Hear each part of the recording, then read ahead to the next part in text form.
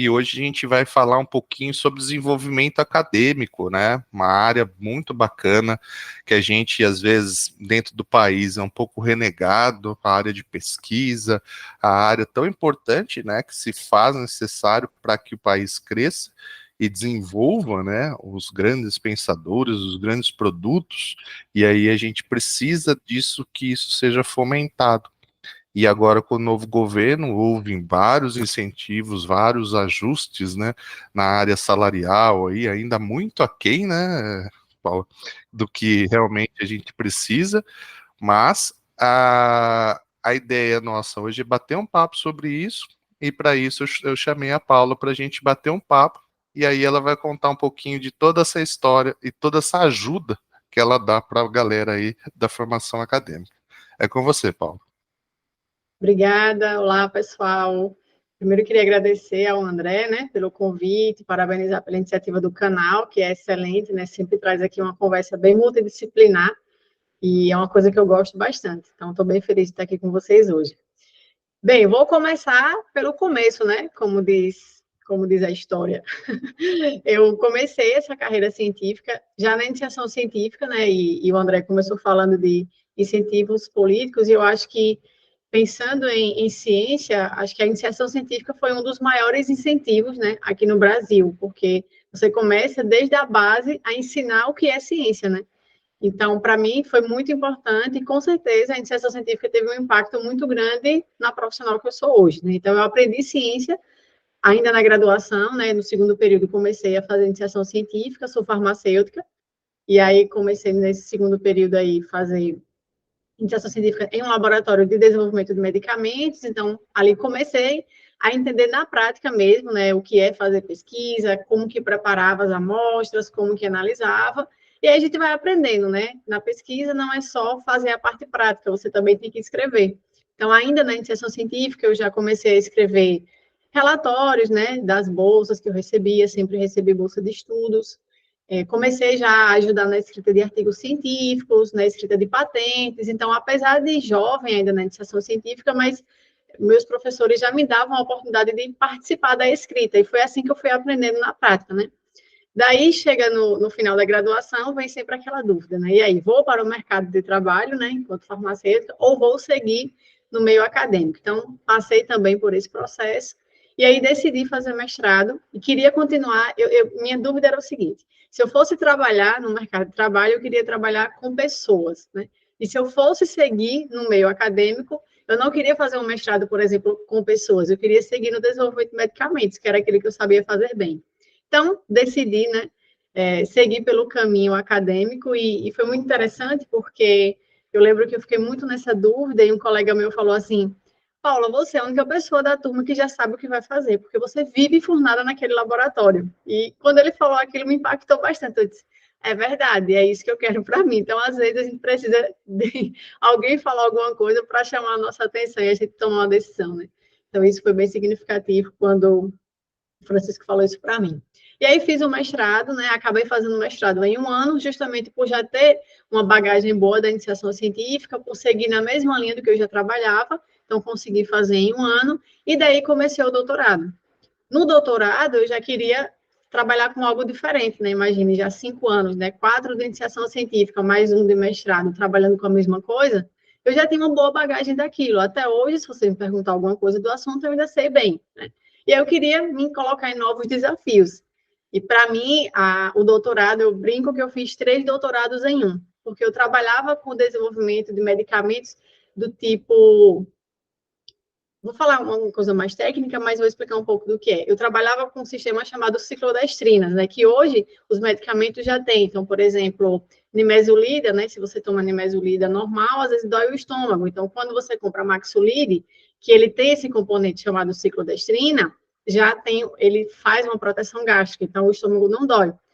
Então, esse sistema de ciclodestrina é o que eu trabalhei desde sempre, né? E aí eu queria trabalhar com outro sistema, né? Queria trabalhar com nanotecnologia, que era, né, isso em 2014, era algo que estava bem alta, e eu queria trabalhar, mas eu não sabia nada, tinha visto alguma coisa disso na graduação, mas, assim, na prática não manjava, né, disso.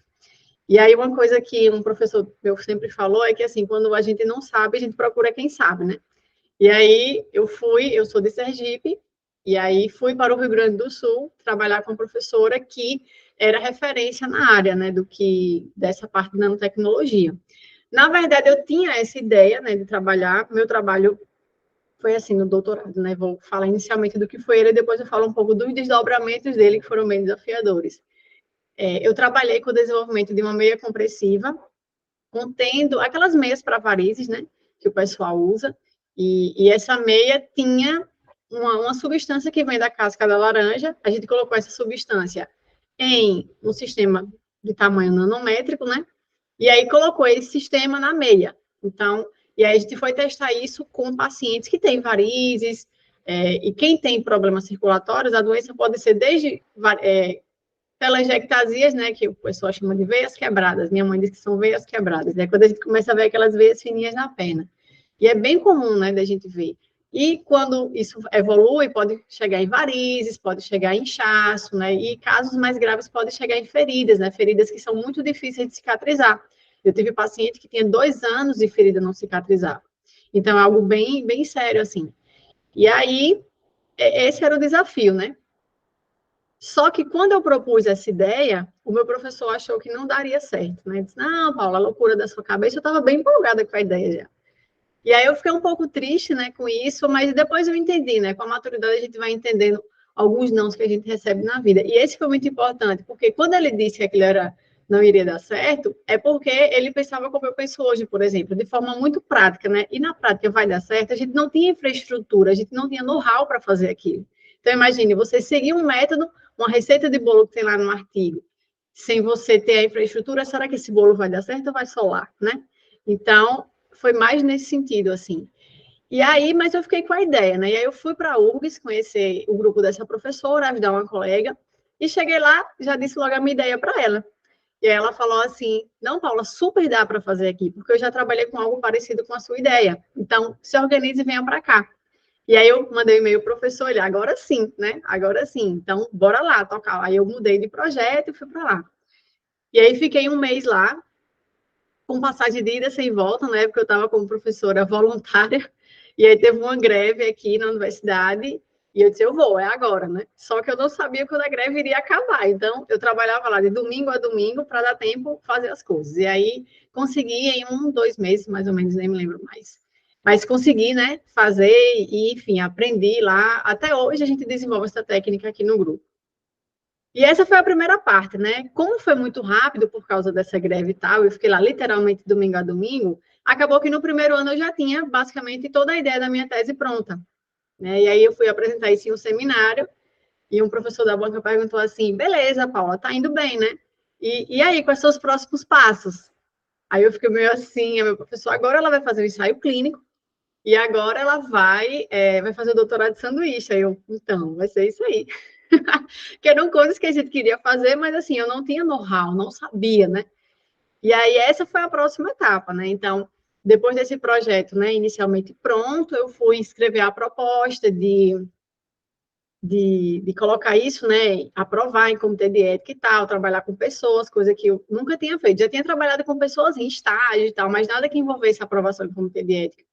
E aí foi que eu me deparei com uma coisa que é muito difícil, que é você aprovar um projeto em um comitê de ética, né? Na época que eu fazia pesquisa de desenvolvimento só de medicamentos, por exemplo, né, na iniciação científica, precisava aprovar um projeto com um animal, por exemplo, você imprimia os papéis lá do projeto, levava na salinha do comitê de ética, beleza, né? E assim também era com os projetos com seres humanos que eu já via algumas pessoas fazendo. Mas quando foi na minha época, já era o sistema unificado, que chama de Plataforma Brasil, que é um site que você manda o projeto lá e ele vai redirecionar até para o comitê de ética da sua universidade, mas você não pode ir na salinha levar, tem que ser via sistema. Então, eu não sabia mexer no sistema, né? E fui aprendendo tateando. Então, coloquei meu projeto, tinha campos lá que meu projeto não encaixa perfeito, mas acho que nessa opção aqui dá. Então, acabei marcando campos que não eram adequados, o projeto demorou muito para ser aprovado, passou mais de 2 anos para ser aprovado, porque eu marquei um campo errado, pasme. Então, assim, esse é um grande exemplo, né, de que quando você segue um passo a passo de alguém que já passou pelo caminho, tudo fica mais fácil, né? Quando a gente vai tateando, as coisas tendem a demorar mais, você paga um preço muito mais alto. E isso aconteceu comigo. Então, o projeto demorou muito para ser aprovado, me consumiu demais. E nesse meio termo, eu estava me encaminhando para o doutorado de sanduíche, né? Então, a gente tem que estar pronto na hora que a oportunidade se apresenta, né? E aí, nesse meio tempo, apareceu uma bolsa de doutorado de sanduíche e eu me inscrevi. Mas eu tinha muito medo de ir, né? Eu tinha medo de ir, de ficar deprimida, de não saber falar inglês, de ser horrível. Mas eu me colocava na jogada, né? Então, o edital pedia passaporte, não sei o que lá. Eu ia fazendo tudo que pedia. E aí, na hora que ligaram para mim dizendo que eu tinha sido selecionada, eu disse, velho, não acredito. E aí eu coloquei 4 meses. Eu pensei, né? 4 meses é mais rápido, né? A bolsa era assim, poderia ser ou uma bolsa de 1 ano para o programa, ou 2 pessoas iam 6 meses, ou 3 pessoas iam cada uma 4 meses. Eu pensei, não, vou colocar esse de 4, né? Que é menos tempo. E aí acabou que o pessoal ligou e disse, ó, você foi aprovada, mas você vai ter que fazer uma mudança na documentação. Você vai ter que trocar de 4 meses para 1 ano. E você vai ter que fazer isso agora que a gente está aqui em reunião. Aí eu passo um filme na cabeça, né? Deixar minha família, meu namorado, os medos internos que eu tinha pessoalmente.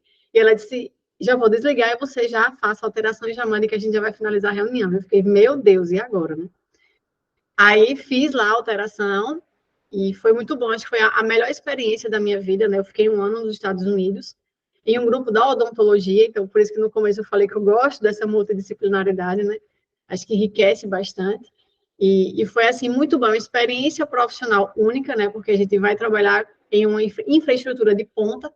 E a gente percebe também que, muitas vezes, a gente fala, ah, só aqui no Brasil é ruim, só no meu laboratório é ruim. Mas não é bem assim, né? Óbvio que lá era uma infraestrutura de ponta, né?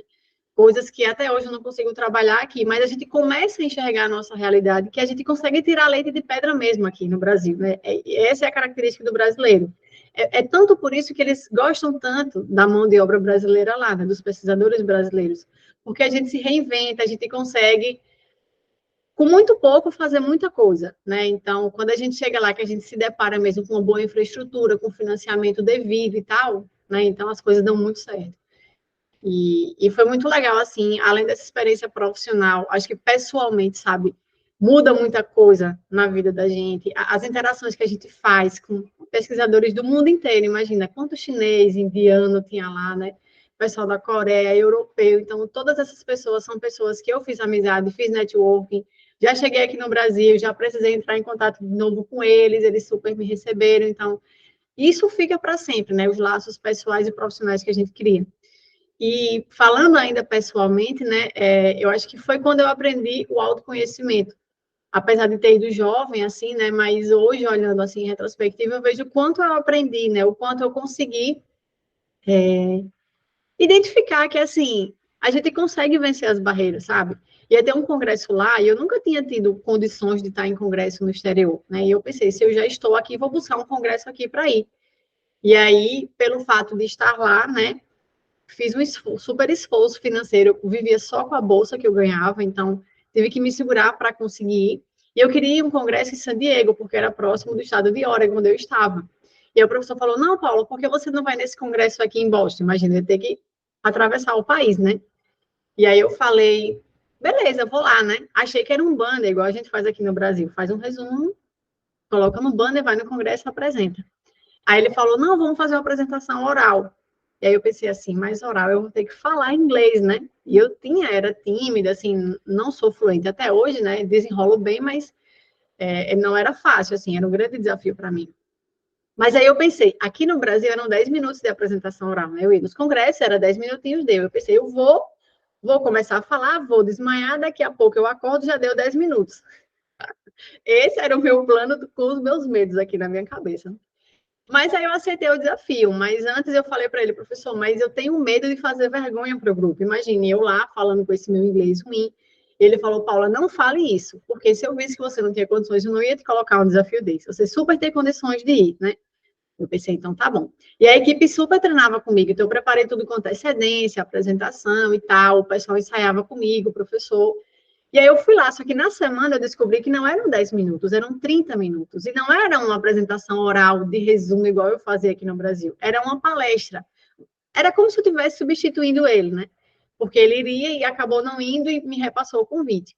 E esse era um congresso de impressão 3D, que era o tema do que a gente trabalhava lá, né? Biomateriais, impressão 3D, célula-tronco. Então, assim, simplesmente quem estava lá era a nata da engenharia de tecidos, do biomaterial. Então, assim, tinha o cara que inventou, que imprimiu o primeiro pedaço de carne, né? Assim, com base em células. Então, eu nem lembro o nome dele, mas, assim, eu ficava, assim, de queixo caído nas palestras. Era uma palestra mais top que outra, porque lá e o bom de ter ido em Boston, né, eu até ficava emocionada caminhando assim. Eu fui conhecer Harvard, fui conhecer o MIT, é que a cidade vive pesquisa, né? Aqui desse lado você tem um prédio de pesquisa. Aí você atravessa a rua, aqui tem a Novartis, por exemplo, que é uma das gigantes farmacêuticas, né? Então, para mim, só caminhar na calçada da Novartis já foi, assim, o auge, né? Então, lá é muito assim, né? E estar dentro daqueles pesquisadores foi muito importante. Então, para mim, aquele desafio que era fazer uma apresentação, ainda mais em inglês, no congresso daquele, né? Bem restrito, era um congresso pequeno, mas só tinha nata. Então, depois daquele desafio, né? Eu fiquei caminhando, assim, depois da palestra, no frio do cão, e eu fiquei pensando, velho, agora pode vir o que vier, eu vou dar conta. Então, acho que o doutorado, ele faz muito isso com a gente, ele impõe muitas barreiras, sabe? Muitos muros que a gente acha que são intransponíveis, e quando você passa, você sai mais forte, você percebe que pode vir um pouco mais alto, que a gente vai fazer um esforço e vai conseguir, né? Haja saúde mental para aguentar tanta pressão, mas eu acho que pessoalmente muda muito. Eu acho que a pós-graduação, apesar de ser desafiadora, né, de mexer não só com a questão profissional, pessoal e técnica, e também com a saúde mental, mas você não passa no mestrado e no doutorado e sai a mesma pessoa, você sai uma pessoa diferente, né? Porque todos aqueles obstáculos fazem com que você cresça. E eu acho que isso é muito significativo também, abre os seus horizontes, né? E por isso que eu brinco que eu fiz 3 doutorados em um, porque primeira parte foi desenvolver o produto, segunda parte, conseguir aprovar o projeto e testar nos pacientes, né? Que graças a Deus deu muito certo. E terceira parte, trabalhar com célula, impressora 3D, enfim, célula-tronco, biomateriais, engenharia tecidual, coisa que eu não fazia nem ideia do que era. Então, eu levei 3 meses para entender mais ou menos o que era meu projeto. Aqui eu lia outros artigos. Lá eu só li artigo da Nature, porque era só Nature e Science que tinha esse tipo de informação, sabe? Então, até isso enriquece. Então, assim, depois de tudo isso, de toda essa vivência na pesquisa, a minha escrita científica, ela mudou da água para o vinho. Lá na iniciação científica, quando eu escrevia, hoje, olhando assim, eu achava que era muito robotizado, sabe? Era meio assim, meio que sempre a mesma coisa. E depois, né, de estar em contato com pesquisadores da URGS, com pesquisadores dos Estados Unidos, eu ia observando. A todo tempo a gente tem que estar com a anteninha ligada, né? Observando como as coisas acontecem, como eles escrevem, e eu era muito assim. E aí eu fui pegando os macetes, né? O fato de estar lá imersa no inglês melhorou a minha escrita de artigos também, de ver como eles fazem. Então, assim, mudou 100% o meu nível de escrita. E a gente já tinha um sonho no grupo de ter uma tese premiada no Prêmio CAPES, né? E era um sonho que a gente achava muito distante.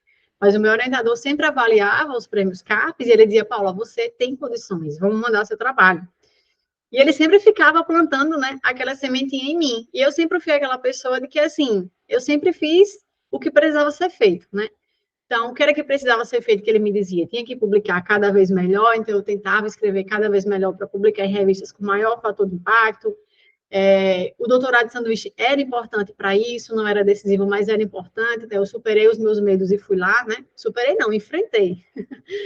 E a coisa foi andando, né? Então, aprendi muito a questão de escrita, e quando eu cheguei, escrevi minha tese bem caprichada, olhei muitas teses que já haviam sido premiadas, apesar de não entender do assunto, mas eu olhava a estrutura, eu olhava como eles escreviam, porque se eu iria competir com, né, naquele prêmio, eu precisaria escrever algo do nível. E aí assim foi, né? Eu escrevi a minha tese, tive uma qualificação bem tranquila, mas uma defesa super difícil, porque a gente convidou um professor que a gente não conhecia, e pelo currículo dele parecia estar alinhado com o meu trabalho, mas, assim, a gente não tem certeza se ele leu ou se não leu o trabalho, mas ele me fazia algumas perguntas que eu não estava preparada para responder. Eu nunca tinha visto ninguém fazer aquele tipo de pergunta, mas era básica, tá? Ele me perguntava assim, Paula, qual é a sua tese? Isso porque a minha tese, eu fiz questão de colocar esses 3 eventos, né, que eu falei para vocês. Então, eu coloquei a parte de nanotecnologia e a parte de impressão 3D. Apesar de parecer não ter muito a ver, mas eu consegui achar uma linha mestra entre os temas, né? Só que eu não estava preparada para responder essa pergunta. eu nunca tinha visto ninguém perguntar isso, ninguém nunca tinha me perguntado, e ele me perguntava, e tudo que eu respondia ele não aceitava. E aí começou a passar um filme na minha cabeça, né? De tudo que eu já tinha vivido, de todos os medos que eu tinha enfrentado, né? De onde eu tinha saído. Eu saí de uma origem muito humilde, de uma cidadezinha do interior, de um povoado, e estava na universidade, né? Enfim, passei por todo esse caminho que eu já contei para vocês, e aquele cara perguntando aquele, não aceitando as minhas respostas. Já pensei em desistir do doutorado, então, assim, esse filme passou na minha cabeça, eu comecei a chorar. Eu nunca vi ninguém chorar no meio de uma arguição. E não imaginei que isso aconteceria comigo, porque eu achava que eu estava muito bem e estava muito segura do que eu tinha feito, porque eu tinha participado mesmo de todas as etapas. E aquilo me desestruturou. Mas não é que ele estava errado, ele estava certo. Eu que não estava preparada, né, para aquele tipo de pergunta. E eu estou compartilhando isso porque e eu faço questão sempre de falar isso nas minhas aulas, nos meus cursos, porque a gente precisa estar preparado, né? E essa é uma das coisas que eu mais ensino, né? O que é a tese, como aprovar um projeto na Plataforma Brasil. As coisas que mais doeram na minha carreira é uma das coisas que eu mais gosto de ensinar, para ninguém passar por isso, né? E aí, depois da arguição dele, aí eu tinha colocado o meu currículo no final da tese, e aí ele olhou, aí depois mudou a história, ele começou a dizer, eu quero essa mulher, porque queria que eu fosse trabalhar, né, com ele, assim, porque eu era uma pessoa que tinha muita produtividade, sou. E aí, eu fiquei pensando, né, meu Deus, eu acho que eu não quero ir trabalhar com uma pessoa dessa. Porque na hora foi dolorido para mim, né? Mas tudo é aprendizado, né? E daquilo, naquele dia, né, eu saí com meu namorado, uma amiga minha que também fazia doutorado, a gente foi conversar sobre aquilo, reviver aquele momento. E coletivamente a gente entendeu que ele não estava errado, eu não tenho mágoa dele, sabe? Porque ele estava certo, eu que não estava preparada. A gente precisa estar preparado para essas situações, né? Tanto emocionalmente quanto tecnicamente. Então, eu não tenho mágoa nenhuma, mas gosto de compartilhar, porque nem tudo são flores, né? E as pessoas gostam de me perguntar quais foram os principais desafios, acho que eu já tracei um pouco deles aqui. E o prêmio, né? O prêmio CAPES, nada mais era do que uma bolsa de pós-doc. E aí, um ano depois, porque o prêmio você manda no ano seguinte, né? A tese, ele é premiado um ano depois da defesa. O prêmio era uma bolsa de pós-doc. E nessa altura eu já estava com a Seja PhD. Assim que eu terminei o doutorado, eu fui dar aula em faculdade e tal. Já fui professora substituta de Universidade Federal. E aí o prêmio era a bolsa de pós-doc. E apesar de já estar com a Seja PhD, que é o meu projeto, onde eu ensino as pessoas a escreverem boas dissertações, boas teses, bons artigos científicos, a conduzirem suas pesquisas, né? Tudo fruto da minha expertise, porque eu pensei, eu já fiz concurso público, né, para professora efetiva e não passei. Eu disse, o que eu sei fazer de melhor? Eu vou ficar aqui me matando em um período que não está tendo concurso, que era o período que eu vivia, vou deixar a minha saúde mental ruim ou eu vou fazer o que eu sei de melhor? E aí eu pensei, o que eu sei fazer de melhor? Pesquisa. Foi o que eu fiz a minha vida inteira. Eu poderia me dar bem em outras áreas, eu ia me esforçar, como, né, me esforcei na pesquisa, mas teria uma curva de aprendizado. E naquele nível, eu já sabia fazer bem pesquisa. E eu via que tinha muita gente que tinha muita dificuldade. No nosso grupo, a gente se ajudava muito, eu e os meus amigos. Eu pensei, por que eu não posso levar isso para mais pessoas, né? E aí foi quando eu entrei no digital, comecei a gravar os meus conteúdos no Instagram, no YouTube, e a coisa foi crescendo, né? Graças a Deus, hoje está crescendo ainda bastante, polvorosa, e eu comecei a prestar, comecei ajudando mesmo no gratuito, no orgânico, distribuindo conteúdos todo dia no Instagram, no YouTube, e depois eu fui organizando os meus produtos que eu poderia ajudar mais as pessoas. Então, comecei com um e-book, e aí foram vindo, né, ao longo dos anos, foram vindo cursos, mentorias, e hoje eu tenho a satisfação, assim, de ver vários alunos de diversas áreas de conhecimento conseguindo defender seus mestrados e doutorados, mesmo quando eles já tinham quase decidido desistir, sabe? Eu recebo muitos alunos que dizem assim, Paulo, ó, eu já estava pronto para desistir, mas eu vi uma aula sua e pensei, não, eu vou dar essa última cartada. E aí aquela pessoa que estava pronta para desistir, ela vem, eu ensino ela, né? O meu ensino é um formato de orientação. Óbvio que eu não sou orientadora oficial, mas assim, eu trabalho no formato de orientação, né? E aí a pessoa consegue, fica feliz da vida, agora tem vontade de publicar, agora tem vontade de fazer um doutorado, se realiza, muita gente já é concursada, então tem progressão financeira. Então, cada vez que um aluno desse defende, é como se eu estivesse defendendo o meu trabalho, sabe? Eu fico muito feliz. Então, quando eu ganhei lá o prêmio CAPES, voltando, eu já estava vivendo esse momento, né, na Seja PhD. E aí o prêmio era uma bolsa de pós-doc, eu pensei, claro que eu vou pegar, né? Por quê? Porque eu vou estar vivendo mais uma vez o que os meus alunos vivem. Então, eu vou estar trazendo para eles coisas que eu também estou vivendo e que eu sinto meio que na pele junto com eles. E aí, como era um prêmio, né, era algo assim, que eu poderia escolher qualquer grupo do Brasil que eu pudesse trabalhar, qualquer grupo de pesquisa, de qualquer área, com qualquer tema. Então, eu era bem livre para escolher. E foi bem no auge da pandemia, eu tinha acabado de ter minha filha. Para você ter noção, quando foi o dia da solenidade do prêmio, né? Acho que minha filha, não, o dia que saiu o resultado, acho que minha filha tinha 7 dias de nascida, foi bem assim. Então, bem no auge da pandemia, eu pensei, como que eu vou me deslocar para um laboratório amamentando, né, para fazer pesquisa? E eu já recebia muita demanda dos alunos da Seja PhD falando que, assim, de como eram seus grupos de pesquisa, de como não estavam conseguindo produzir na pandemia, como estavam desmotivados e tal.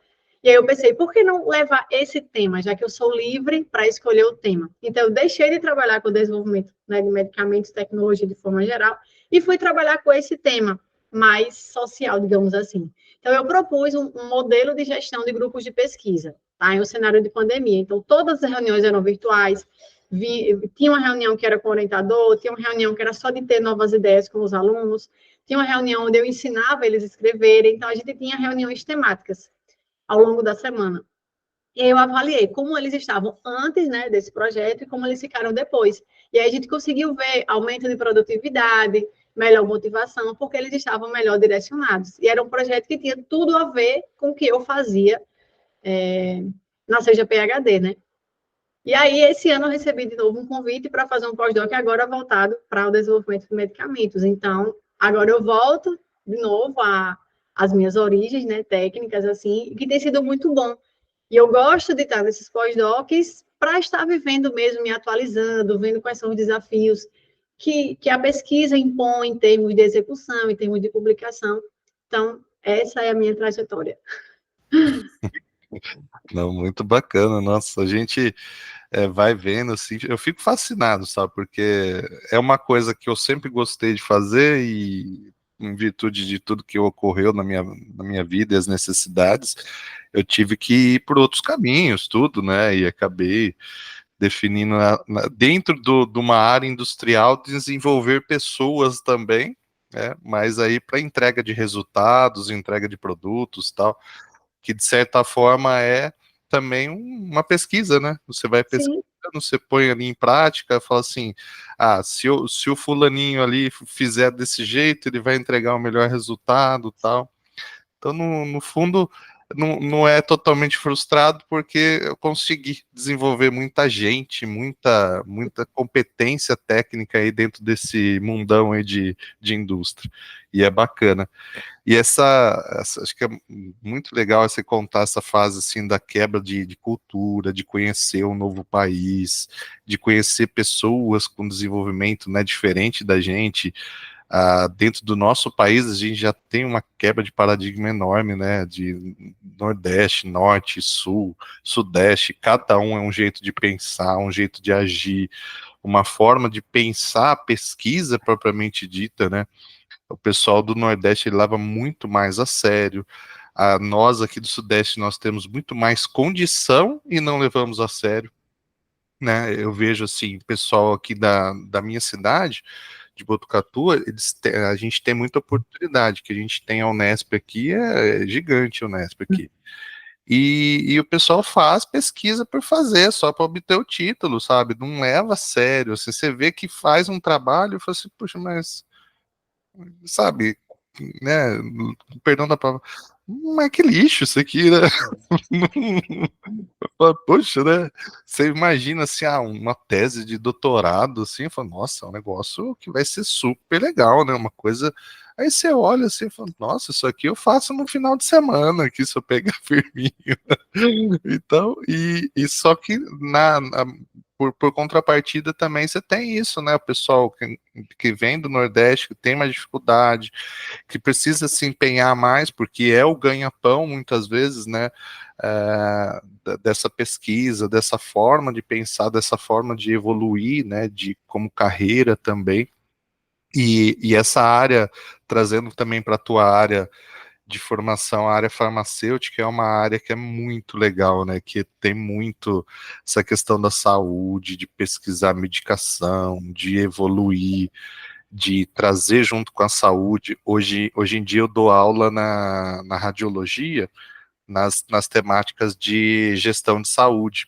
E aí a gente discute muito, né, o mundo da saúde e a gestão da saúde, né, como que muito, e o pessoal, tecnicamente, ele é muito bom, né, aí eles ouvem eu falando da gestão, né, e falam assim, nossa, professor, se a gente soubesse fazer gestão também, a gente poderia ser ainda melhor, né, eu falo, pois é, e se faz parte, né? Por isso que tem que ter uma inserção maior, né, de cursos de disciplinas de gestão nos cursos técnicos, tanto de farmácia, enfermagem, radiologia, a própria medicina, né? Muitas vezes vocês têm assim médicos que administram hospitais que não têm a mínima noção do que está fazendo. Eles são bons médicos, né? E aí começam a administrar hospitais, mas não tem uma formação, não tem uma técnica, não tem uma expertise de gestão, de entrega de resultado, e você vê, assim, coisas básicas, né, a gente entra no hospital, a gente não sabe para onde a gente vai, né, eu falo, para onde eu vou agora? Né? Você não tem um layout bem definido, você não tem organização sistêmica, você não tem sabe, setup de cirurgia. Aí, você vai ser operado, operações que são distintas, não tem um padrão médio. Fala, puxa, se eu vou fazer uma cirurgia que é uma bem próxima da outra, que usa bem próxima a expertise, já põe alinhado uma atrás da outra já, porque tanto os médicos já vão ser próximos os mesmos, então aí vai ganhando, agilizando o tempo, né, e você consegue entregar melhor resultado, diversas coisas, né, que podem ser pensadas, que às vezes o cara que é propriamente da saúde, ele não tem esse feeling, né, então a fusão de áreas, como você bem citou, né, traz uma diversidade, traz um conhecimento muito grande, né. Exato. E aí você, pegando o gancho do que você falou, né, dessa questão de que muita gente faz a pesquisa e meio que morre ali, né, a pesquisa, isso é uma coisa que eu percebo também, que eu trabalho muito com os meus alunos aqui na Seja PhD, que é a questão de propósito, né? Uhum. E tem muita gente que fala assim, faça um mestrado, um doutorado e vai ficar desempregado. Depende, né? Depende, claro, das circunstâncias, né, das condições às quais a pessoa vai estar exposta, né, digamos assim. Mas eu acho que é um pouco também de o que você quer ser quando crescer, sabe? Que é uma coisa que você não tem que decidir no dia da sua defesa do doutorado. Você tem que decidir, às vezes, até antes de entrar. Por que que eu estou fazendo esse mestrado? Por que que eu estou fazendo esse doutorado, né? E traçar o seu caminho ali dentro, usar aquilo como uma estratégia mesmo, sabe? Eu penso muito assim, por exemplo, eu sou farmacêutica. Farmacêutico pode trabalhar na indústria, no setor de pesquisa e desenvolvimento, e normalmente esses setores pegam justamente doutores, né, que sabem muito bem fazer pesquisa. Então, se eu quero trabalhar nesse setor, eu vou me direcionar para isso, né? Eu quero empreender, então, enquanto estou aqui no mestrado, doutorado, eu vou ter expertise técnica, claro, né? Mas fazer cursos de empreendedorismo, participar desses movimentos, né? Para a pessoa aprender. Eu quero fazer concurso, então eu vou ficar aqui, né? Imerso mesmo na pesquisa, focado em publicar artigo. Então, cada aluno meu que chega aqui, eu pergunto assim: qual é o seu propósito? Por que você está fazendo esse mestrado? Por que você está fazendo esse doutorado? Porque esse caminho começa agora, né? Para mim, o meu caminho era o concurso, mas quando chegou lá, que eu vi que não conseguia atingir, eu pensei: eu vou seguir por aqui ou eu vou tentar um plano B? Então, acho que é importante a gente ter esse plano A e esse plano B também, sabe? E eu era muito assim, eu assistia muita coisa de empreendedorismo, startup, então eu era muito antenada, eu achava que eu gostava disso, mas eu não tinha tino, eu achei que eu tinha que ter tino, uma genética, uma coisa assim para empreender, sabe? Quando na verdade não. Apesar de, por exemplo, quando eu entrei no digital, eu não tinha expertise, né? Igual você deu o exemplo aí de alguns profissionais. Mas a gente tem que buscar, Sim. né? Então, esse é um ponto muito importante, uma coisa que eu sempre ensinava para os meus alunos da graduação.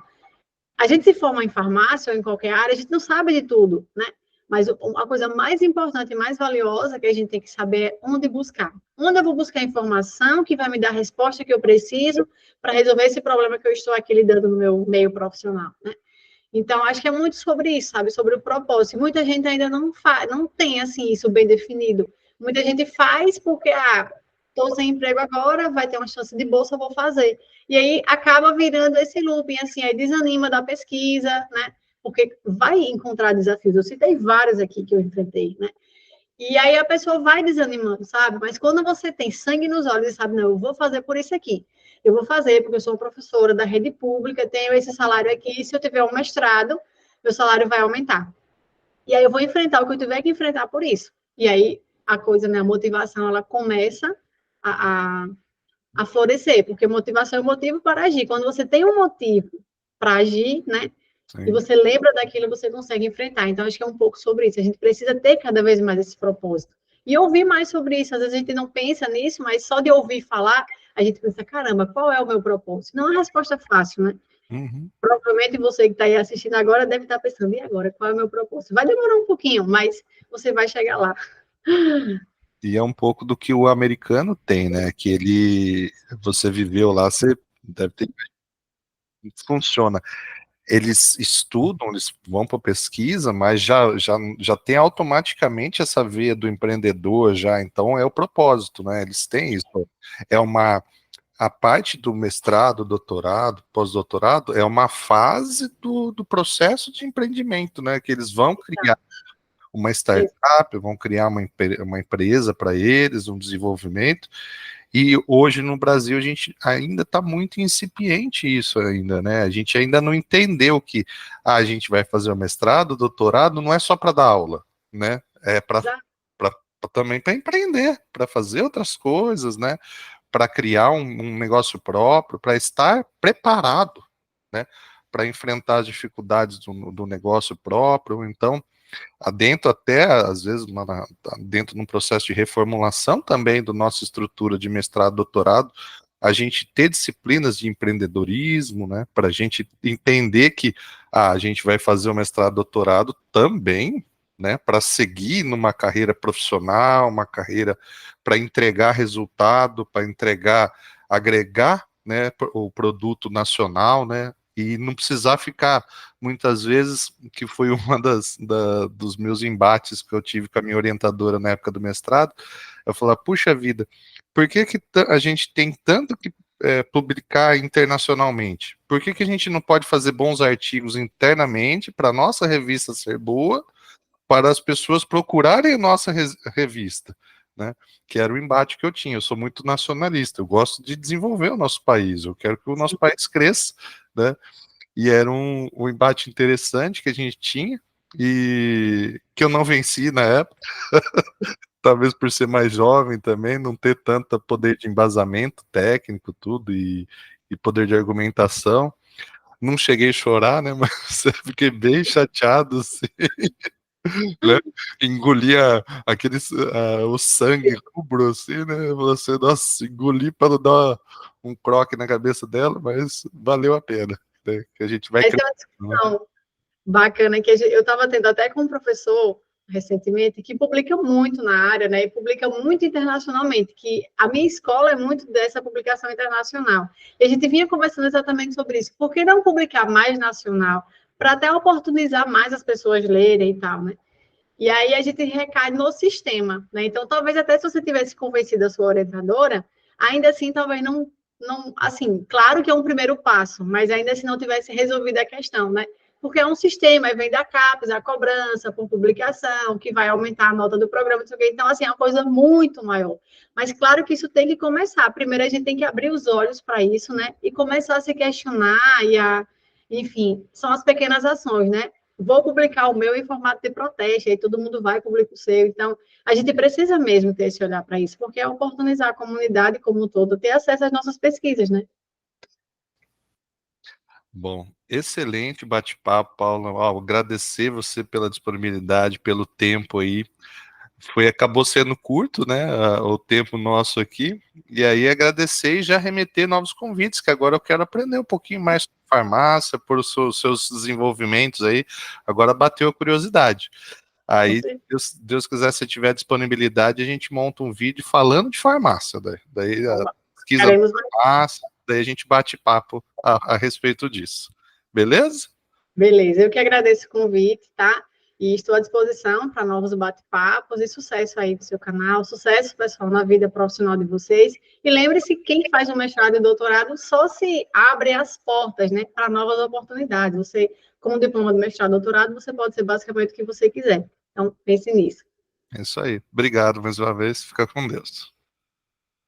Tchau, tchau.